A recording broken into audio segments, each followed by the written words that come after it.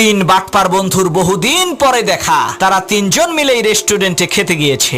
একজন রেস্টুরেন্টে ঢুকেই ওয়াশরুমে চলে গেল, বাকি দুইজন বসে আলাপ করছে। প্রথম বন্ধু বলল, দোস্ত তোমার বাচ্চা কাচ্চা কয়জন? দ্বিতীয় বন্ধু বলল, দোস্ত আমার একটাই ছেলে, সে আমার মতোই বুদ্ধিমান, দামি একটি গাড়ি গিফট করে বিরাট বড় লোকের এক মেয়েরে পটাইছে, কোনো মতে বিয়েটা হয়ে গেলেই মেয়ের বাবার সমস্ত সম্পত্তি আমার। তখন প্রথম বন্ধু বলল, দোস্ত আমার ছেলেরও তো একই অবস্থা, সেও বিশাল বড় লোকের একমাত্র মেয়েরে পটাইছে, মেয়েটিকে ইমপ্রেস করার জন্য একটা ফ্ল্যাটও গিফট করছে, ভালোই ভালোই বিয়েটা হয়ে গেলে মেয়ের বাবার সমস্ত সম্পত্তি আমার। এরই মধ্যে তৃতীয় বন্ধু ওয়াশরুম থেকে চলে আসলো। দুই বন্ধু মিলে তাকে জিজ্ঞেস করলো, দোস্ত তোমার ছেলে মেয়ে কয়জন? তখন তৃতীয় বন্ধু বলল, দোস্ত আমার একটাই মেয়ে, সে আমার মতোই ধান্দাবাজ, দুই পোলারে নাকে দড়ি দিয়ে ঘোরাইতেছে, একজনে দিছে গাড়ি আর একজনে দিছে বাড়ি, সামনে আরো কিছু আদায় করার প্ল্যান আছে।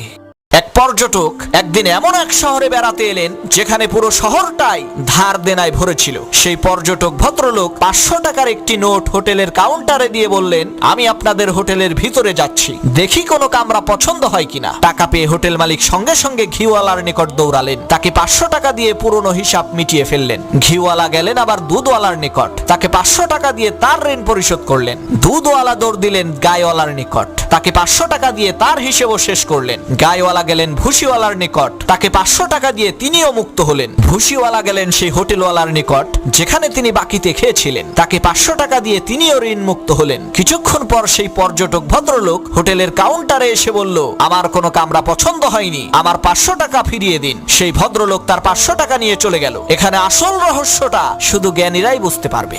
এক লোক বিশাল বড় একটি ষাঁড় গরুকে কোলে নিয়ে বাড়ি থেকে নদী পর্যন্ত যায়, আর সেই গরুটিকে নদীর পানিতে গোসল করিয়ে কোলে নিয়ে আবার বাড়ি পর্যন্ত চলে আসে।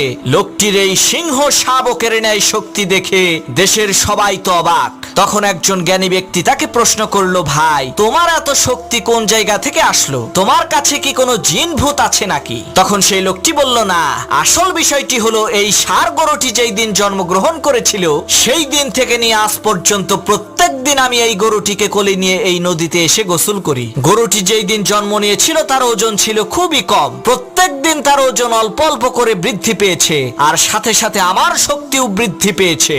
কারণ আমি চিন্তা করতাম গতকাল যেহেতু গরুটিকে উঁচু করতে পেরেছি, গরুটিকে কোলে নিয়ে নদীতে গোসল করতে গিয়েছি, আজ কেন পারবো না?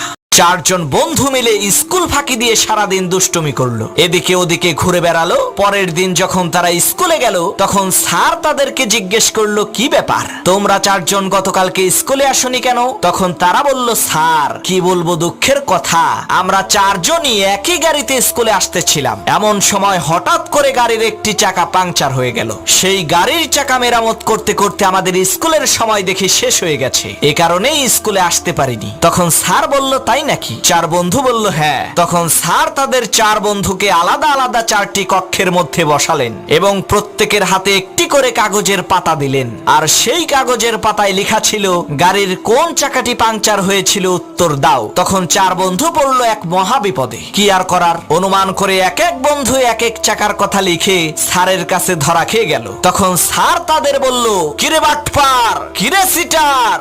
এক অশিক্ষিত দরবেশ একটি আঙ্গুরের বাগানে ঢুকে কাউকে কিছু না বলেই সেই বাগান থেকে আঙ্গুর খাওয়া শুরু করে দিল। তখন বাগানের মালিক দৌড়ে এসে তাকে জিজ্ঞেস করলো, হুজুর আপনি কে, কোন জায়গা থেকে এসেছেন, আর আমার কাছ থেকে অনুমতি না নিয়েই আপনি আমার বাগানের আঙ্গুর খাচ্ছেন কেন? তখন সেই দরবেশ বলে উঠলো, আরে আহাম্মক, এই আঙ্গুর হচ্ছে আল্লাহর, আর আমি হইলাম আল্লাহর বান্দা, আল্লাহর দেওয়া আঙ্গুর আল্লাহর বান্দা খাচ্ছে, এখানে তোমার আর আমার বলার কিচ্ছু নাই, সুতরাং তুমি সরে যাও, আমাকে আঙ্গুর খেতে দাও। তখন সেই বাগানের মালিক একটি লাঠি নিয়ে এসে বলল, এই বেটা শোন, এই লাঠিও আল্লাহর, তোর মাথাটাও আল্লাহর, তাই আল্লাহর লাঠি আল্লাহর বান্দার মাথায় আঘাত করবে, এখানে তোর আর আমার বলার কিচ্ছু নাই। এই বলে ধপাস করে সেই দরবেশের মাথায় আঘাত করলো। এদিকে দরবেশ আঘাতের যন্ত্রণা সহ্য না করতে পেরে মারে বাবারে বলে চিৎকার করে দৌড় দিল।